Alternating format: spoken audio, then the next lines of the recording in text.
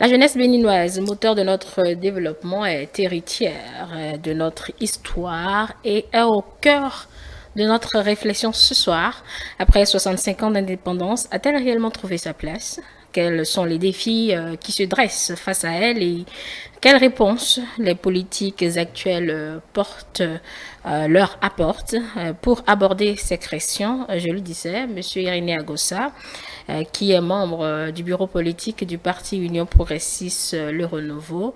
Il partagera avec nous sa vision déjà de cette fête nationale et analysera la situation de la jeunesse béninoise à l'aube de cette nouvelle page de notre histoire. Monsieur Agossa, bonsoir, merci pour votre fidélité. Bonsoir et bonne fête de l'indépendance. Merci beaucoup, bonne fête à vous aussi. Commençons sans plus tarder par notre première question.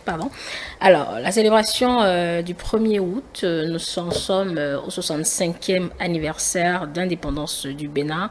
Et ceci est d'ailleurs le dernier sous le règne de Patrice Talon. Irénée Agossa, vous avez assisté, comme certains Béninois, au défilé ce matin à la place de l'Amazone. Quelle est votre lecture à vous du symbolisme de cette fête nationale? J'étais effectivement parmi ceux qui ont assisté à ce défilé et j'étais parmi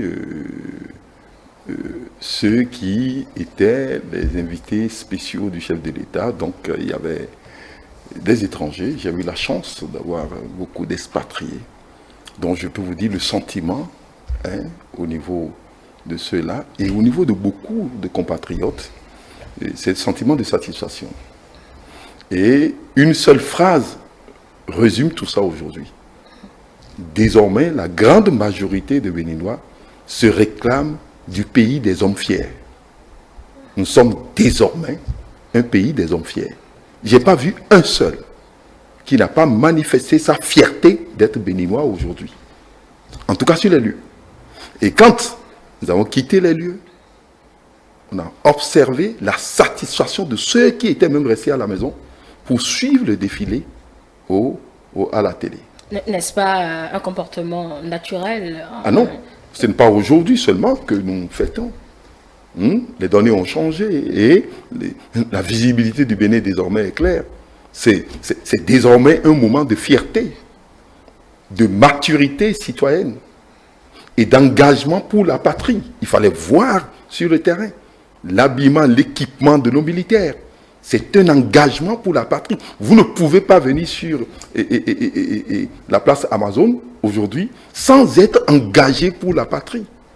Et nous constatons que ces dernières années, c'est-à-dire durant les 2 décennies aujourd'hui, on constate que la célébration de cette fête de l'indépendance s'accompagne de résultats visibles. Les gens constatent ça. Nous avons un renforcement du symbolisme de l'État. L'État est renforcé. Notre image est améliorée à l'intérieur comme à l'extérieur du pays. Les gens sont satisfaits.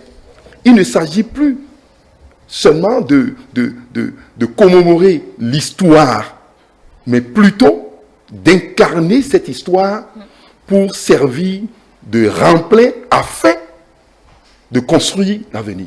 Désormais, le pays des hommes fiers, dites-vous, et pour que cette fierté s'enlise davantage, eh bien, c'est la jeunesse qui doit porter, bien évidemment, les défis. Et ce soir, la jeunesse béninoise est au cœur de nos discussions, je le disais, après 65 ans d'indépendance.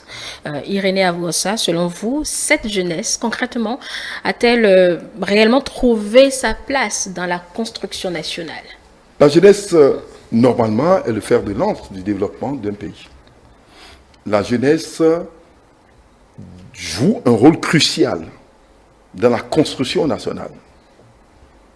Et elle est capitale en ce qui concerne le progrès d'un pays. Dans l'innovation, que ce soit dans la construction, la jeunesse est capitale. Mais pour que cela soit une réalité chez nous, il faut que la jeunesse soit fière de ce pays. Que la jeunesse s'engage et assume ses responsabilités dans la nation. Mais cela n'a pas été toujours le cas, malheureusement. Parce que simplement, nous n'avons pas eu le temps de faire en sorte que une génération puisse se sacrifier pour l'autre. Depuis les indépendances, où nous avons accumulé des retards, compte tenu du fait que nous avons été colonisés. Aucune génération n'a pris le temps de se sacrifier pour l'autre et permettre à ce que l'autre génération puisse avoir moins de tard et être disposée à faire un travail qui concerne toute la nation. Et c'est ça ce qui s'est accumulé depuis 1960. 90 devait être une occasion pour qu'on soit relancé. Mais malheureusement, la chamaille politique a fait que l'accumulation de ces retards est encore une réalité chez nous. Et du fait, nous avons une jeunesse qui ne se retrouve pas dans son rôle. Une jeunesse qui a perdu confiance. Une jeunesse qui a perdu les repères. Et nous avons aujourd'hui le président de la République, le président Talon depuis 2016, qui se bat pour corriger la situation. Il fait en sorte que cette situation soit corrigée.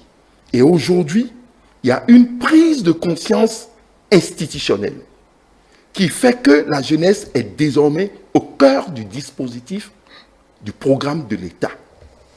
Elle est aujourd'hui mieux encadrée, mieux formée, sollicitée dans les secteurs clés de notre vie économique, de notre vie publique, dans l'administration, et elle innove désormais dans tous les domaines techniques. Je peux vous dire que tout n'est pas encore parfait. C'est clair. Tout n'est pas encore parfait, d'autant puisque le retard n'a pas été encore totalement comblé. Il faut faire l'effort, il faut continuer dans l'effort pour que nous puissions finir avec ce retard et permettre à ce que la jeunesse soit encore plus dans son rôle. Donc, c'est aujourd'hui que nous devons préparer les jeunes de 25 ans prochainement. Donc, ceux qui ont 15 ans aujourd'hui, c'est aujourd'hui qu'on doit préparer leurs 25 ans. Ce n'est pas quand ils ont 25 ans qu'ils vont commencer par être préparés pour exercer leur rôle dans la nation à 25 ans. Donc, nous devons nous battre avec ceux qui sont là aujourd'hui pour que ceux qui ont 15 ans aujourd'hui ne subissent pas les mêmes choses que ceux qui ont 25 ans aujourd'hui. C'est ce sacrifice. Et c'est ce processus qui a été mis en place par la dynamique actuelle. Et cette dynamique nous permet de finir avec ces retards et mettre la jeunesse au cœur du dispositif de développement de notre pays. Et c'est ça ce qui se passe à l'heure actuelle. Et justement, Irénée Agossa, quels sont aujourd'hui ces défis qui se dressent devant la jeunesse béninoise? Le premier défi est évident. C'est l'accès à un emploi décent. Vous voyez, tout le monde aujourd'hui, c'est l'accès à un emploi décent, durable et en phase avec les compétences exigées par le marché. En phase avec les compétences exigées par le marché. Parce que ce n'est pas les mêmes compétences qui sont exigées aujourd'hui qu'il y a 10 ans, qu'il y a 20 ans. Donc, c'est un défi.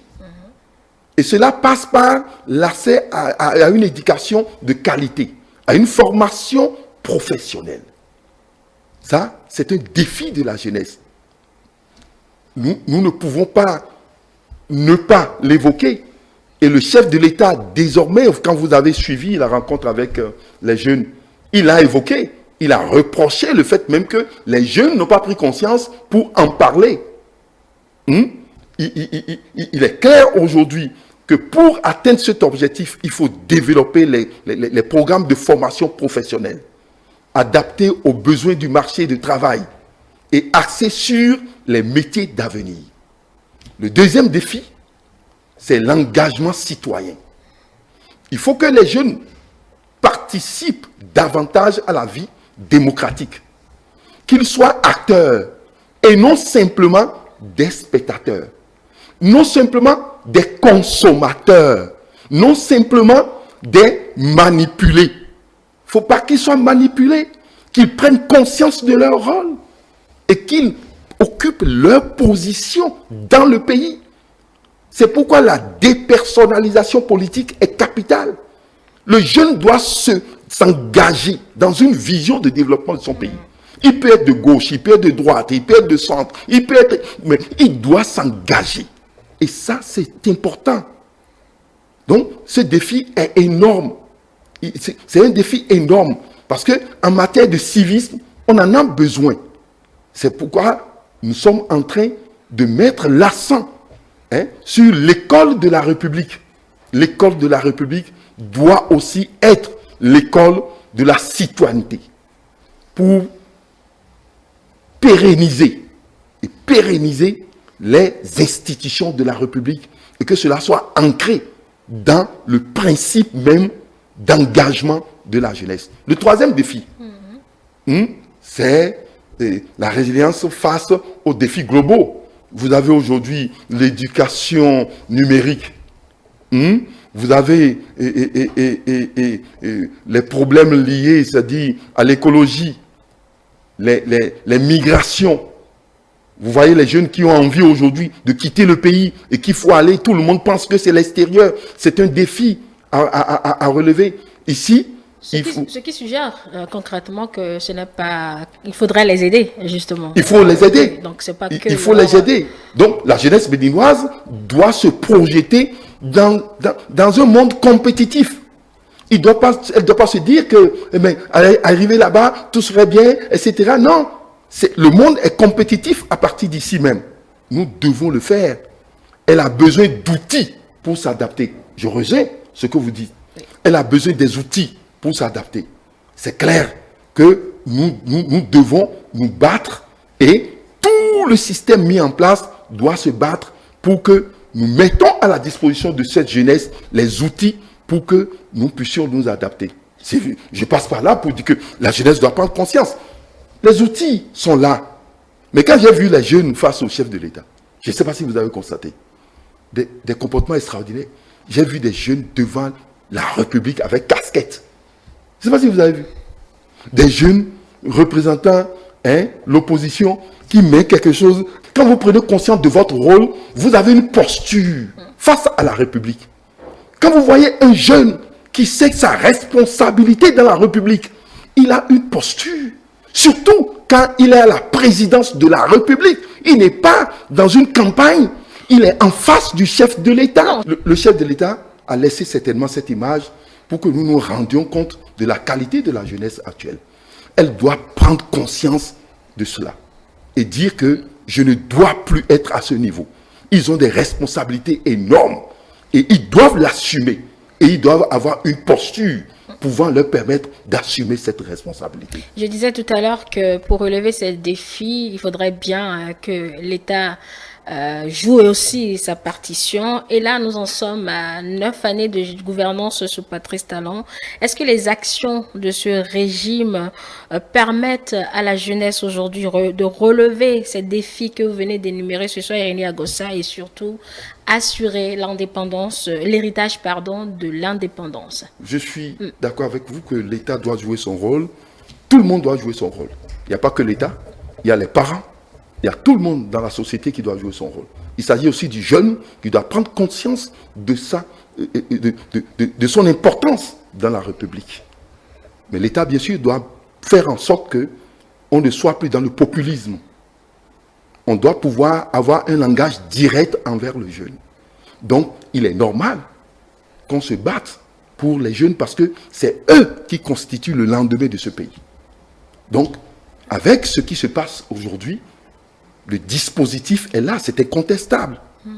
Il suffit de regarder les réformes engagées dans l'éducation, la formation technique et professionnelle. Le président Talon, lors de sa rencontre avec les jeunes récemment, vous avez vu, a dit clairement que d'ici les 9 prochains mois, il y aura la construction d'une soixantaine d'écoles professionnelles. Secteur agricole, mécanique, électronique, etc., numérique. Donc, le projet est là. Et ça va démarrer. Il a donné sa parole. Et vous savez quand il s'engage, il le fait. L'entrepreneuriat et la dématérialisation des services publics facilitent le contact entre le jeune et l'administration. L'accès à l'électricité, à l'eau potable, l'Internet. Bien sûr que le coût aujourd'hui de l'Internet est élevé, mais tout doit se mettre en place pour que la consommation soit grande, de manière à ce qu'on puisse chuter progressivement le coût de l'Internet. Mais déjà, il faut se battre que ça soit à la disposition de tout le monde. Le gouvernement a pris conscience du fait que pour rendre le jeune indépendant réellement, il faut libérer les énergies de ces jeunes. Il faut les libérer. Donc nous avons le projet spécial d'insertion dans l'emploi, le PSIE, vous le savez. Les initiatives dans le numérique sont prises dans le pays. Et tout se fait de manière à ce que nous puissions être dans la logique de satisfaire les jeunes et pousser à l'investissement dans les zones économiques spéciales. Et vous avez le cas de Glodigué. Donc, c'est tout ça qui concourt à ce que nous soyons dans l'espoir que tout est mis en place pour que cette jeunesse prenne conscience de son rôle dans le pays. Pourtant, malgré tout cela, il y en a encore qui sont au chômage et qui se retrouvent sur les réseaux sociaux, Irénée Agosset. Il y aura du chômage, nous sommes d'accord. Le chômage est clair. Je vous ai dit que le premier défi, c'est l'insertion professionnelle. Donc, il faut mettre en place les écoles désormais pour former. Et je vous ai dit que l'objectif ici, c'est de lutter contre l'accumulation du retard. C'est très important. C'est pourquoi il faut avoir un langage direct envers la jeunesse aujourd'hui.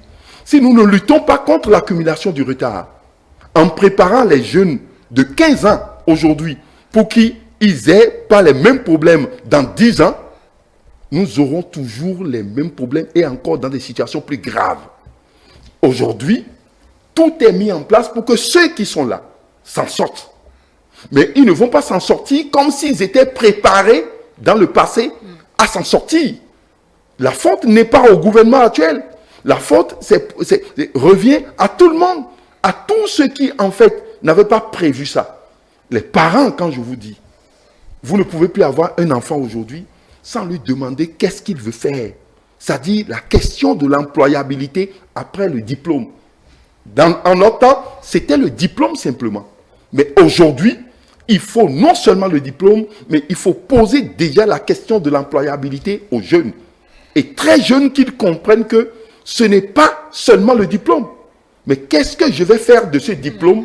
Et cela doit l'orienter dans la formation pour qu'il n'aille pas se former parce que tout le monde se forme. Moi, j'ai mon enfant qui dit qu'il veut être médecin et chirurgien et cardiologue. Mais je lui ai dit, mais tu connais alors les exigences en ce qui concerne la matière SVT, en mathématiques et en sciences physiques et en chimie. Donc, je l'oriente déjà et je le suis dans ce domaine. Je le suis pour que cet enfant ait dans sa tête ce qu'il doit devenir demain. Et s'il va faire une école de faculté, la faculté des sciences, il sait la moyenne qu'il doit avoir au bac. Et lui, il doit sortir en prenant les dispositions pour qu'il soit utile et servir la nation dans ce qu'il a choisi. Donc, cette orientation doit être aussi un rôle des parents. Les parents d'aujourd'hui ne peuvent pas être les parents d'il y a 20 ans, d'il y a 30 ans. Ce n'est pas possible. Tout a changé. La dynamique doit être impliquée à tout le monde, de manière à ce que l'effort fourni par l'État soit réellement accompagné. Donc, ce que nous avons aujourd'hui, c'est les dispositions que nous avons prises, de manière à ce que le retard ne soit plus accumulé et que nous sortons bien sûr de l'engrenage et que la jeunesse joue désormais son rôle. Mais dans le cadre de la répartition des profits de l'effort, beaucoup de choses ont été faites vis-à-vis de la jeunesse. Tout ça serait consacré à la jeunesse, de manière à ce que cette jeunesse puisse être dans la logique d'assumer l'héritage des années 60. D'accord. Alors, c'était là les défis à relever donc par la jeunesse pour assumer cet héritage de 1960. Irénée Agossa, nous sommes en train de finir et je voudrais bien vous poser une toute petite question sur ces échanges du chef de l'État dont nous sommes dont on a parlé, du chef de l'État avec la jeunesse au cours de ces échanges. Le président Patrice Talon, dans une de ses réponses, disait que ce sont les Béninois qui pensent avec l'ancien président, qui ne s'entendent, qui ne parlent plus, qui se parlent souvent. Et la réaction de Boni Yayi ne s'est pas fait attendre. Vous l'avez suivi. Qu'est-ce que cela vous inspire, vous? Le président Boni Yayi, et quand je parle de lui, nombreux sont ceux-là qui m'appellent après pour dire, mais qu'est-ce qu'il t'a fait? Et tu as été son DG, et tu as été son conseiller, comme si le pays était le pays, la propriété privée du président Boni Yayi. J'ai été son, etc. Ça, je n'ai rien contre lui. Oui, dites que vous, je n'ai rien contre lui. Bien sûr. Je suis d'accord, j'assume. Mais ce que je dis simplement est moi, je vous pose la quand question en tant qu'acteur politique, quand j'ai écouté le président Boni Yayi, la seule chose que je reproche au président Boni Yayi, moi, je reproche, et que les autres ne veulent pas le dire, c'est qu'il n'assume rien. Il n'assume rien. Écoutez toute la vidéo. Lui, il n'assume rien. C'est le premier chrétien que j'ai vu qui n'assume rien. Or, le Christ lui-même a assumé son destin jusqu'à la croix. Il n'a fait que restituer. Non, je dis, est-ce que, dites-moi une phrase de la vidéo où il assume quelque chose. Il a fait 10 ans à la tête du pays. Bien. Donc, il n'a rien assumé. Et il veut justifier, l'homme de paix, il veut justifier le fait qu'ils se sont appelés. Il a dit d'abord que non, qu'ils ne s'appellent plus, qu'ils ne se voient plus, etc. Et après, il a reconnu qu'il a envoyé des SMS. Il a envoyé des SMS. Oui. Bon, et les SMS, pourquoi? L'homme de paix, les SMS, c'est pour dire que tel a été arrêté, président, il faut le libérer. C'est quelle démocratie ça?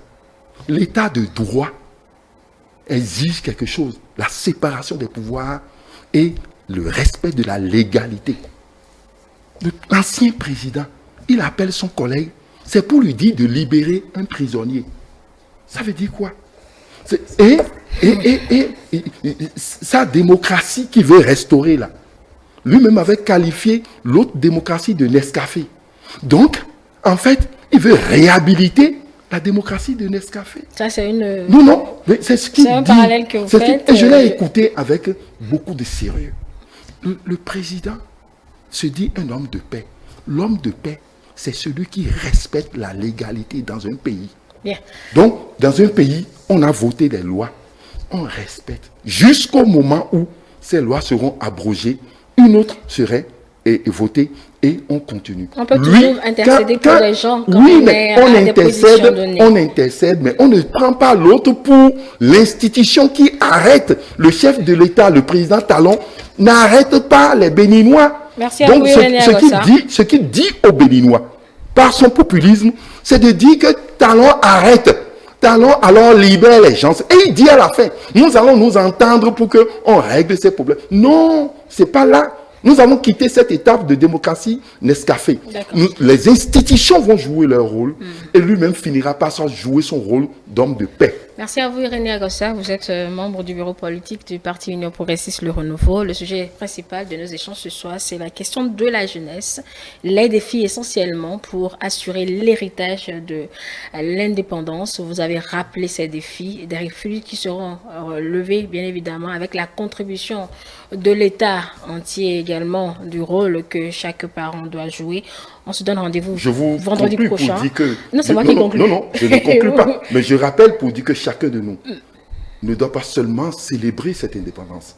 Nous devons l'incarner et faire en sorte que cela soit un tremplin afin que nous ayons une jeunesse qui joue enfin son rôle. C'est tout pour l'invité de ce vendredi. Mesdames et messieurs, nous vous rappelons que toutes nos productions restent disponibles sur nos plateformes numériques. E-Télé avec vous, pour vous.